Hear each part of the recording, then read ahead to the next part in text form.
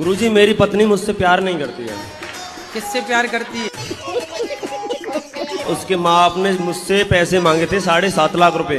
पैसे लेके भी प्यार नहीं कर रही है?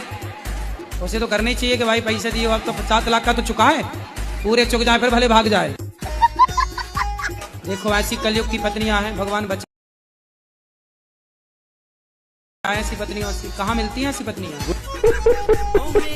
मैं चाहता हूँ अपनी घरवाली से प्रेम प्यार करूँ गुरुजी। भैया आप बहुत अच्छे क्वालिटी के पति हैं, वीआईपी ब्रांडेड पति हैं आप। क्या है गुरुजी, मैं उसे चिढ़ाता रहता था कभी कभी। अरे तो वो सही मान गई होगी, कैसे चिढ़ाते थे उसको? टेढ़ी मेढ़ी है, थोड़ी समझ में नहीं आती।